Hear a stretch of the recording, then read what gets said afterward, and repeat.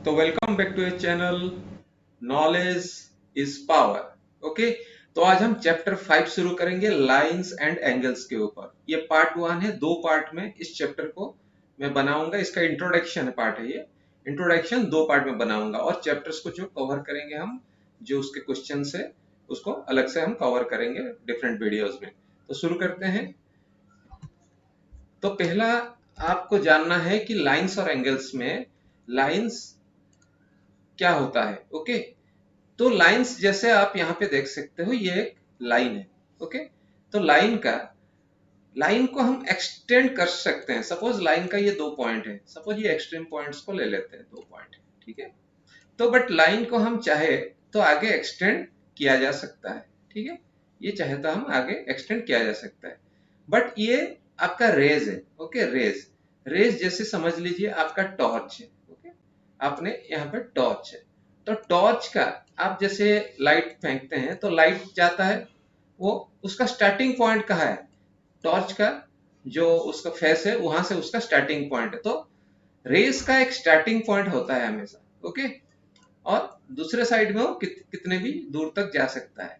But line का क्या है कि लाइन का कोई स्टार्टिंग पॉइंट नहीं होता, वो किसी भी साइड से दोनों तरफ आगे बढ़ सकता है, कितने भी दूर तक। तो ये दोनों फर्क है लाइंस में और आपकी रेज में, ठीक है। ठीक है, तो ये आपका एंगल है। एंगल किसको बोलते हैं? दो लाइंस जब आपस में टकराते हैं तो उनको वो एंगल बनाते हैं, ठीक है। जैसे दो लाइन यहाँ पे आप देख सकते हो।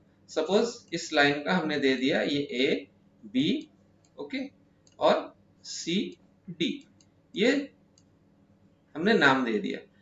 तो इस जो जहां पे ये लोग टच किया तो इसको नाम दे दिया ओ।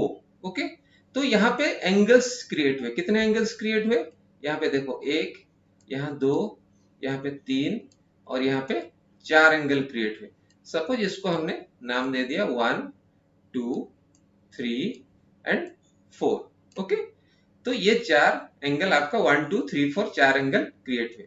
जब दो लाइन आपस में टकराते हैं तो इनके जो ऑपोजिट एंगल्स हैं वो हमेशा बराबर होती है। जहाँ पे यहाँ पे आप देख सकते हो एक और तीन, 1 और 3 और 2 and 4, these are opposite angles. तो ये ऑपोजिट एंगल्स का जो एंगल का साइज होता है वो बराबर होता है। सपोज इसको मान लिया हमने टू एंगल्स है 45, इसका मतलब है सीधा सीधा कि फोर एंगल्स का भी जो जो है वो भी 45 डिग्री ही होगा, ठीक है। दिस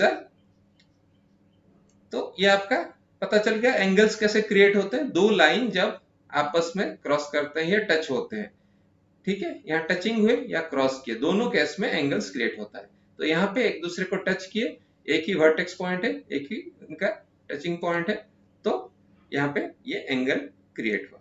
ठीक, यहाँ पे आप देख सकते हैं एक्यूट, एब्ट्यूज और राइट एंगल, तीनों तरह के एंगल होते हैं। कितने तरह के? तीन तरह के फिलहाल आपको एंगल्स पढ़ाया जा रहा है, acute, obtuse and right angle. Acute angle किसको बोलते हैं? ये आपने शायद पहले पढ़ा था, जो 90 डिग्री से कम होता है, जीरो से 90 डिग्री के बीच, जीरो से 90 डिग्री के बीच जो एंगल्स होते हैं उसको बोलते हैं acute angles. Okay, obtuse angle किसको बोलते हैं? 90 से 180 के बीच जो एंगल होता है, 90 डिग्री से 180 डिग्री के बीच जो एंगल्स होता है उनको बोलते हैं ऑब्ट्यूज एंगल। और राइट एंगल कौन सा होता है? 90 डिग्री को हम बोलते हैं राइट एंगल। ओके, तो यहाँ पे आप देख सकते हो कुछ एंगल्स क्रिएट हुए हैं, तो इससे आप पता लगा सकते हो कौन सा क्या एंगल है। तो यहाँ देखने से पता चल रहा है 90 डिग्री क्या होता है, एक अगर पैरेलल लाइन है, एक अगर आपका वर्टिकल लाइन है और हॉरिजॉन्टल लाइन है, दो सपोज ये लाइन है, एक कंप्लीटली वर्टिकल और एक हॉरिजॉन्टल, तो ये एंगल आपका 90 डिग्री होता है। ये आपका वर्टिकल लाइन है और एक हॉरिजॉन्टल लाइन ये है, तो ये जो होता है 90 डिग्री होता है, ठीक है। तो इससे कम मतलब ये एंगल क्लियरली पता चल रहा है ये आपका एक्यूट एंगल है, ठीक है, ये आपका एक्यूट एंगल है। सेम वे आपका ये एंगल भी एक्यूट एंगल पता चल रहा है, बट इस एंगल को आप नहीं बता सकते ये राइट एंगल है या ऑब्ट्यूज एंगल है, देखने से आप पता नहीं लगा सकते। सेम वे ऑब्ट्यूज एंगल क्या है? ऑब्ट्यूज एंगल जैसे मैंने बताया 90 डिग्री से 180 डिग्री के बीच है। जैसे यहाँ पे आपको क्लियरली पता चल रहा है ये आपका 90 डिग्री होता है ये, और ये एंगल जो है बन रहा है ये आपका ऑब्ट्यूज एंगल है, ठीक है। और ये जो है राइट एंगल है, ठीक है, ये राइट एंगल है, ये राइट एंगल है, राइट। तो ये आपका एंगल्स का टाइप हो गया, acute angle, obtuse angle and right angle. Complementary angle, okay. Complementary angle किसको हम बोलेंगे? जब दो एंगल को मिला के वो 90 डिग्री बनता है तो उसको हम बोलते हैं कॉम्प्लीमेंट्री एंगल। सपोज यहाँ पे ये मान के चलिए इसका एंगल का जो एंगल है वो 35 डिग्री है, ओके। सेम वे इस एंगल का जो है 55 डिग्री है। तो दोनों को मिला देंगे तो टोटल कितने बनते हैं? 35 और 55, टोटल हो जाता है 90 डिग्री। दैट मीन्स ये जो दो एंगल है ये एक दूसरे के कॉम्प्लीमेंट्री एंगल है। सेम वे यहाँ पे आप देख सकते हो ये 90 डिग्री है, ठीक है। ये भी आपका दोनों जो एंगल क्रिएट हो रहा है ये भी आपका कॉम्प्लीमेंट्री एंगल इसको बोल सकते हैं, राइट। तो अभी चलते हैं नेक्स्ट। ये है सप्लीमेंट्री एंगल। सप्लीमेंट्री एंगल किसको बोलते हैं? जब दोनों एंगल का मिलके 180 डिग्री बनता है। दोनों एंगल, सपोज दो एंगल है मान लीजिए ए और बी, ओके। एंगल ए और एंगल बी, दो एंगल है। इन दोनों का जब प्लस करने से 180 डिग्री बनेगा तब इन दोनों एंगल को बोलते हैं 180 डिग्री।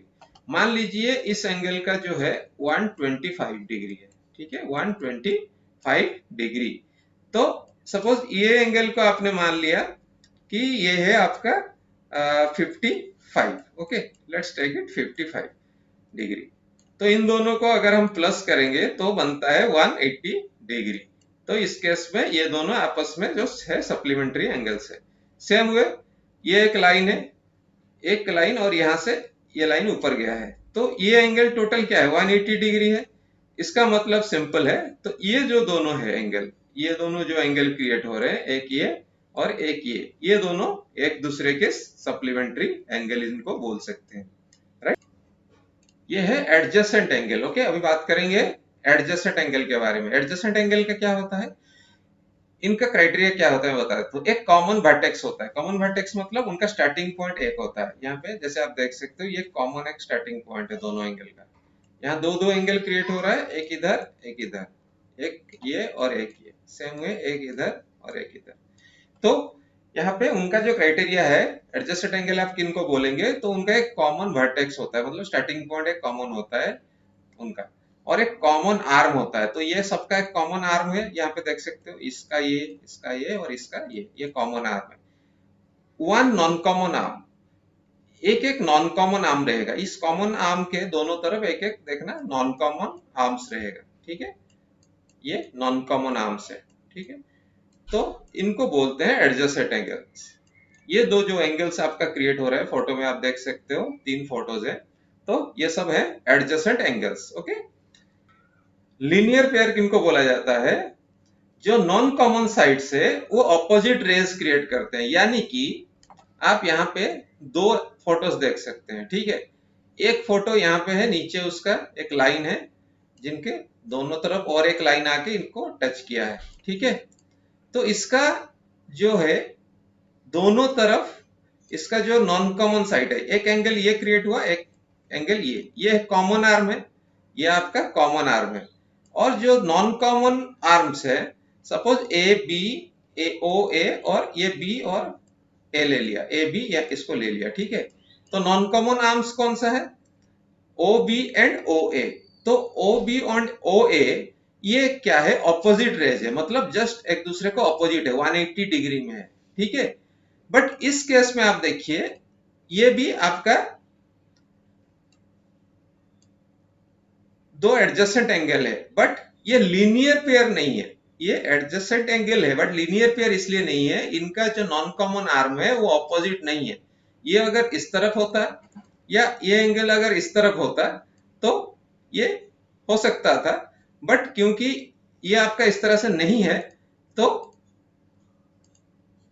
आपकी इसको हम नहीं बोल सकते ये लीनियर पेयर है, ओके। ये लीनियर पेयर नहीं है, ओनली ये लीनियर पेयर है जहां पे 180 डिग्री ऑपोजिट में नॉन कॉमन आर्म्स है, ठीक है। Vertically opposite angles, vertically opposite angles, जब दो लाइन आपस में टकराते हैं तो चार एंगल क्रिएट होता है, 1 2 3 4। ओके, ये चार एंगल्स क्रिएट होता है। तो ये आपका, मैंने आपको पहले भी बताया था इसी में, 2 3 4। तो जब टकराते हैं तो ये वर्टिकली ऑपोजिट कौन सा है, 1 एंड 3, एंगल 1 और एंगल 3, और दूसरी तरफ एंगल 2 और एंगल 4। ये दो जो पेयर है ये वर्टिकली ऑपोजिट है, और इन दोनों का जो एंगल का जो भी डाटा रहेगा वो सेम रहेगा। ठीक है, एंगल सेम रहेगा। सपोज ये 45 डिग्री है तो ये भी आपका 45 डिग्री होगा, और ये चारों एंगल मिलके आपका 360 डिग्री होगा। ठीक है, राइट। तो ये आपका वर्टिकली ऑपोजिट एंगल्स आपको पता चल गया। अब सॉल्व करेंगे बाकी जो चीजें हैं, मैं आपको नेक्स्ट वीडियो में बताऊंगा, जो पार्ट 2 का वीडियो है। ठीक है, तो इंट्रोडक्शन पार्ट 2 के वीडियो भी आप जरूर देखिए, बाकी एंगल्स के बारे में आपको थोड़ा और आइडियाज लग जाएंगे। So thank you, stay tune, और इस चैनल को लाइक शेयर सब्सक्राइब करना मत भूलिएगा। Thank you.